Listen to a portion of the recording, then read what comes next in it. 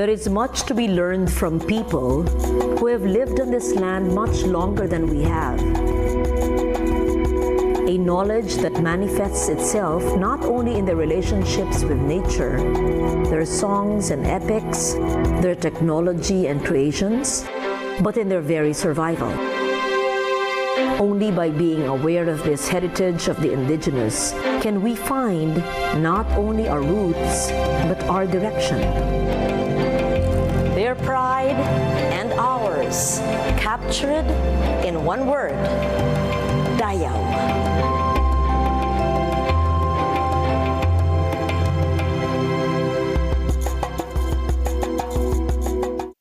I am standing in a gallery in our National Museum surrounded by works created by the Islamic peoples of Mindanao. To us, these are beautiful artworks, coveted for their beauty and their exoticism. But any work of art, any piece of culture becomes all the more beautiful when it is meaningful. And the deeper meanings of these works are bound intrinsically to the cultures that brought these to life. Meaningful connections can only come when we listen to the stories of these works, when we understand the circumstances of their creation, the mindsets of craftsmen who created them, the motifs and the symbols, the experiences and memories, the processes. And only then will we understand that these are more than just beautiful. They are significant and important sources of Dayaw, our knowledge, our pride. Iconic is the word for the Ifugao Bulul, a symbol so prevalent as it has appeared on coffee labels, t-shirts, works of contemporary art, even as a logo of a local film festival.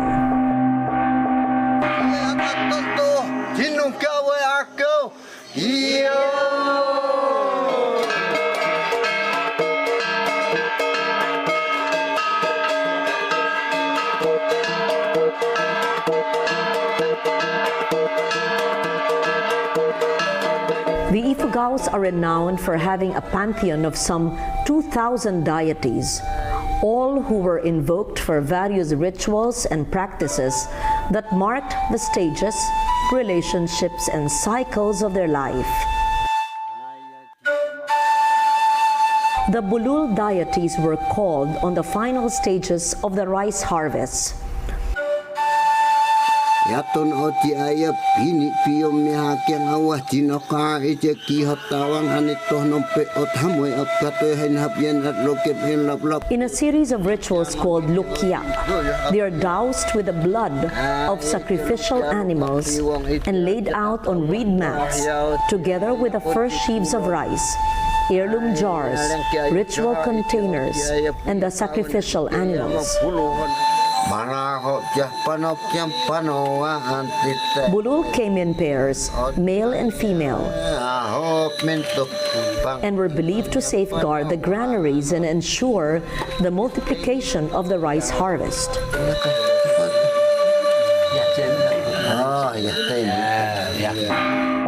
The Bulul were carved from the trunks of the sacred Nara trees, pre-selected through a process of divination.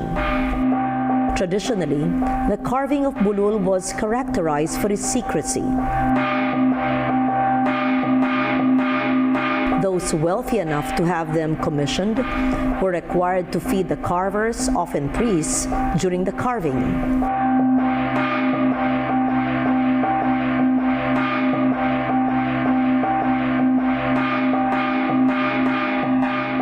When they were finished, the male and female statues would be brought to the alang, or granary of the owners, where a feast was given for the village. Thus, the privilege of owning Bulul came with the obligation to feed kin and village.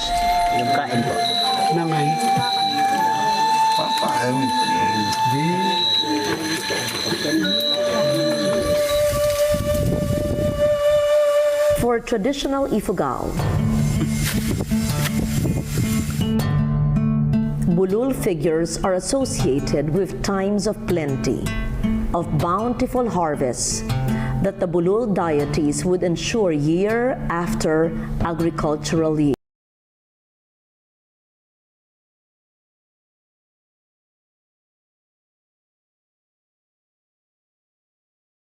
Many are carved for the tourist trade. More than easily appropriated images, these deities represent long-standing traditions that mark the Ifugao agricultural year.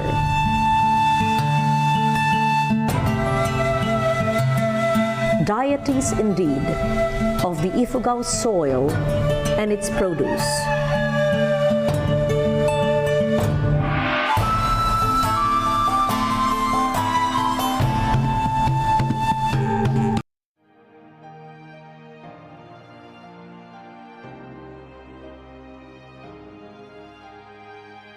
Ang PTV4 nag-disseminate ng information, proper information coming from the government. Kayo yung nagsasabi kung ano meron, walang labis, walang kulang, anong nangyayari sa gobyerno.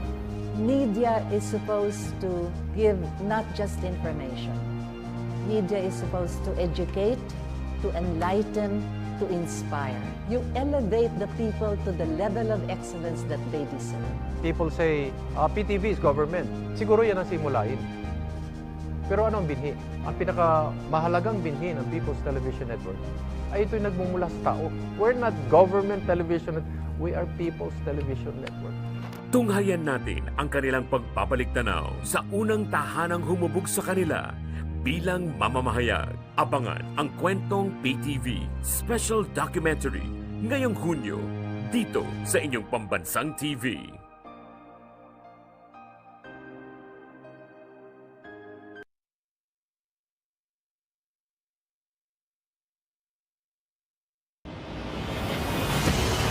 Ang mga may init na balitang tumatak ngayong linggo sa mundo ng sports.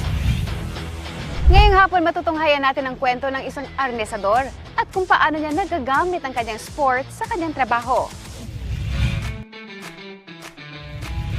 PTV Sports ngayong Sabado alas 4:30 ng hapon dito lang sa PTV. Sa The Best of Pinoy Pawn Stars ngayong Biyernes. 1 million pesos for this palanggana. Ang pinakamahal na lumang palanggana sa balat ng lupa. Bibilhin kaya ni Boss Toyo? Sabi po ng nanay ko, ingatan ko daw to kasi makapakinabangan ko daw. Personally, wala akong alam na kolektor ng palanggana. Ako naman meron itong kapangyarihan. The Best of Pinoy Pawn Stars. Biyernes, alas 5:15 ng hapon. Dito lang sa inyong pambansang TV. PTV.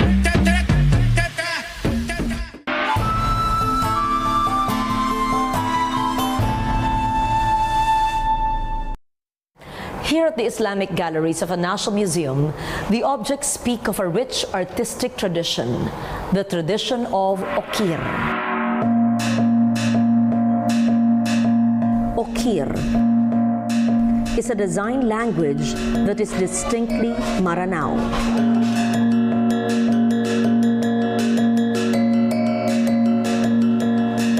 Shared in various degrees with the Maguindanao and the Tausug, it is a visual language that speaks in flowing, foliate lines, curlicues, and undulating patterns.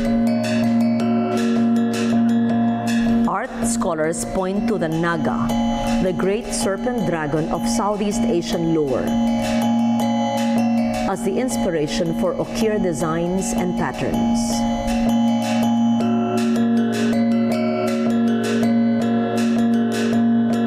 But the flowing serpent form has given birth to floral patterns, curvilinear abstractions,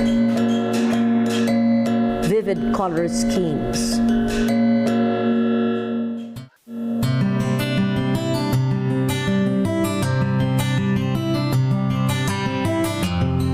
And as can be seen from the National Museum collection, Okir has decorated everything from utilitarian objects like food containers,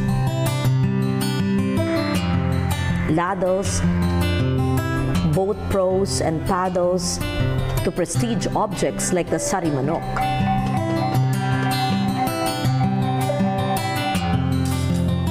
Okir is found on wood, brass, textile, even pottery.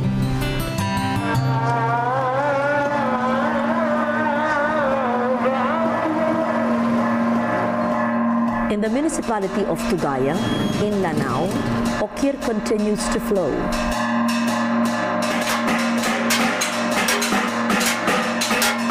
Adorning surfaces of objects created by Tugaya's talented craftsmen.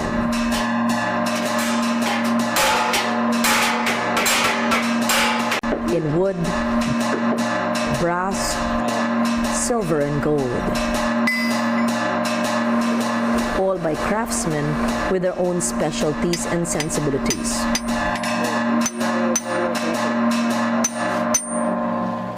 To truly appreciate the forms, we must place them in the context of two aspects. The first is the Islamic tenet that forbade the depiction of human figures in art. The creative Maranao spirit responded by developing Okir, an artistic response to a strict religious tenet. The second factor is Maranao royal life. Much of this art is of a refined and courtly nature, used by datus and their women, princes and princesses, noble families. But royal patronage did not keep the ordinary Maranao from enjoying the artistic tradition.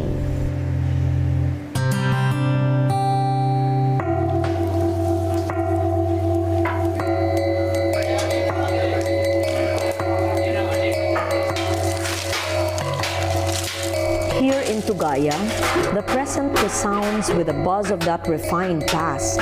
Carvers work wood into the stunning giant drums called tabu, ornamenting every bit of space with Okir. The mythic sari manok is born again and again in the vibrant colors of the Maranao palette.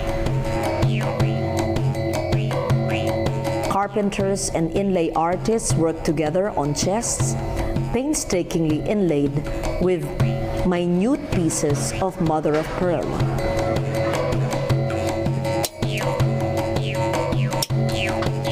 Artisans combine the crafts of carving, casting, brass repoussé to create ceremonial daggers and kris.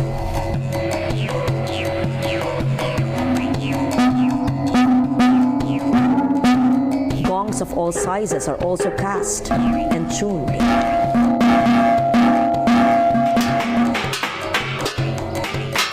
From cutting to shaping the gong, to forming the boss, and to final polishing and tuning.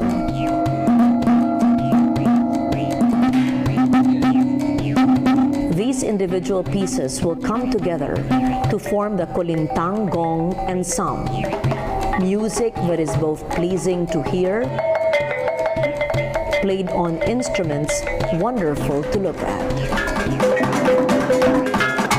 Is being branded as the municipality in Lanao del Sur that produced all kinds of products emanating from brass. These products are becoming important because any house where there is a display of brass, especially agong and other tabak or tray made from brass, is a symbol of royalty from the Maranao community. It is syllabus. Everybody wants to have a livelihood. Anywhere you go in the Philippines, where there are markets, you will find a Maranao and ask, where are you from? He said, I am from Tugaya. Because we learn from that selling. We make and we sell. What makes Tugaya truly unique is that each and every barangay of the municipality has its own specialty. Because our culture is not dead. As long as we live in this world, our culture is present. So we are happy. You visit our houses. There is that okir. Anywhere. Even myself, I have a small house. I have an okir because that symbolizes royalty, symbolizes culture, and no other people in this world who has originated this okir. We, only the Maranaos.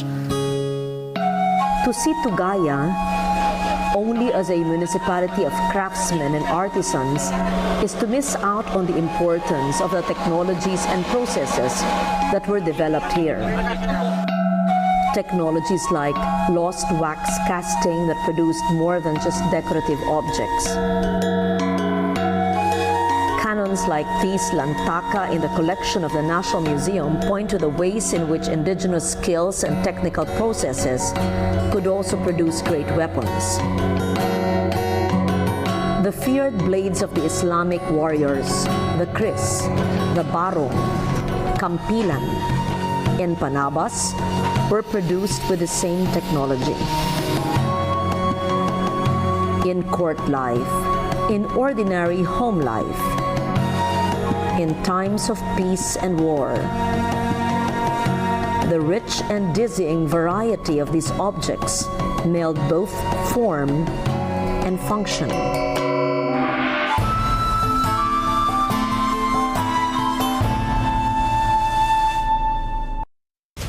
At your service, Pilipinas, Yusek Margarita Gutierrez. Samahan niyo kami tuwing alas 12 ng tanghali, Lunes hanggang Biyernes, para sa isang bagong Pilipinas ngayon. Dito lang sa PTV.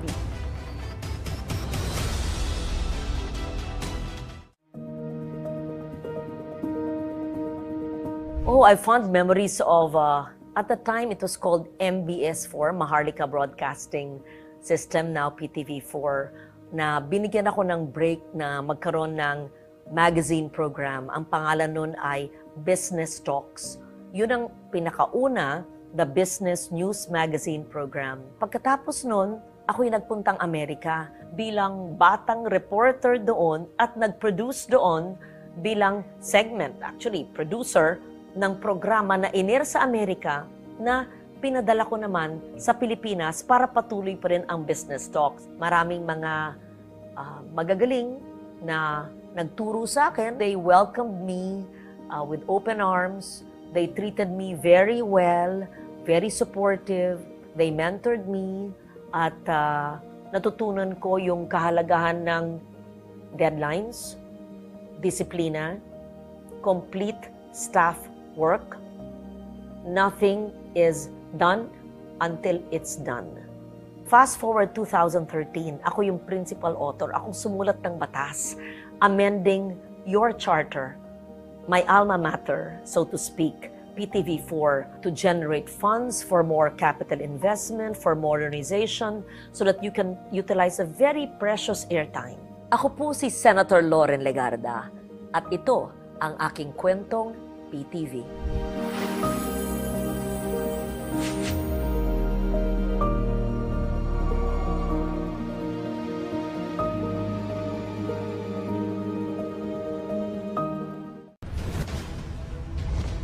The trader should not take advantage. At, kung sakaling mayroon mga ganyan na mga unscrupulous na mga gustong jumakpat, hulihin yung mga yan kung kinakailangan. Binan ko yung importation ng onions from February to until now. If ever mag-i-import tayo this year ng sugar, konti lang. Importation ng galunggong tsaka ng mackerel for processing, pinahinto ko rin. Should not import too much na maapektuhan ng ating farmers and fishermen.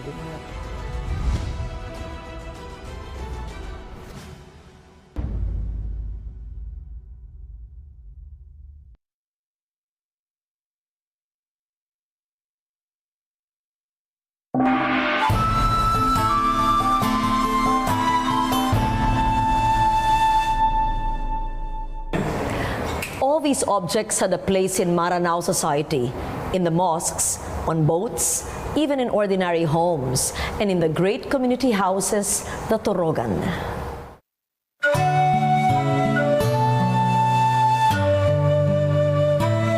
Torogan is the traditional home of the Maranao Datus. But more than just a home for his family, it was also a gathering place for the community of the Datus followers. The large upper room was a kitchen, living room, bedroom, and consultation space. Okir announces its presence and traces its roots to the mythical Naga through the panolong, the projecting beams that give the Torogan the appearance of a boat borne on the backs of the mythic Naga. A Torogan house is a traditional house of the royal families in the province of Lanao del Sur. They are actually occupied by people of noble ancestry, the Sultan, the Radiamuda, the Bayalabi, etc. It is different from ordinary houses because that cannot be occupied by ordinary person. Secondly, these are constructed for the Sultan himself.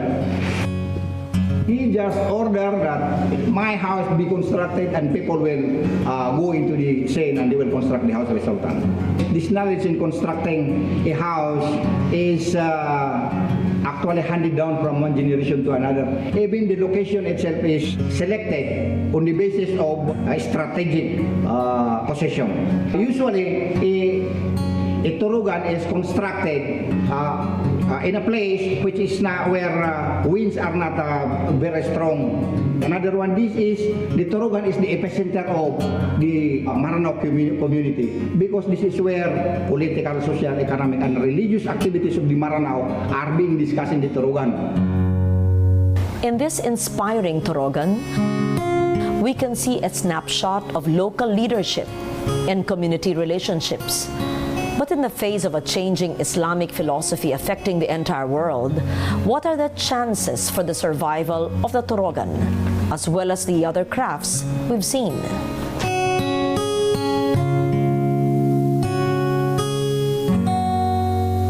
Many Maranaos became so enamored of the Arabic culture. They started aping the Taliban, they started aping the Muslims of Afghanistan, they started thinking that anything traditional is un-Islamic.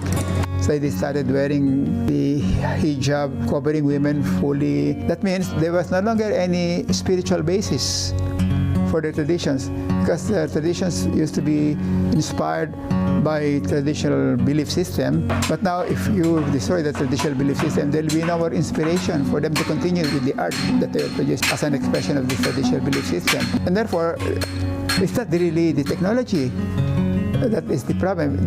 The problem is a worldview, a way of looking at life. Once it is destroyed, the whole cultural forms of expression will also disappear.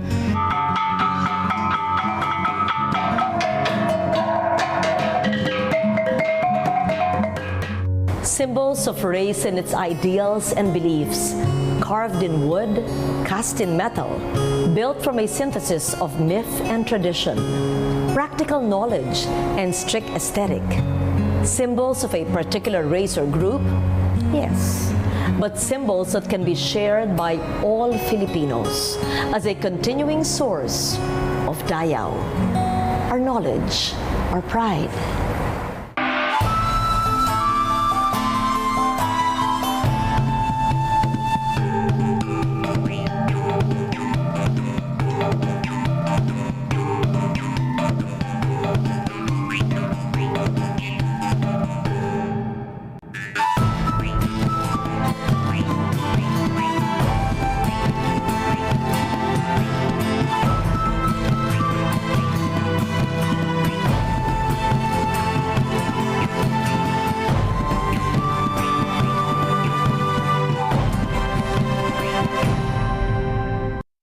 The Unity League Mobile Legends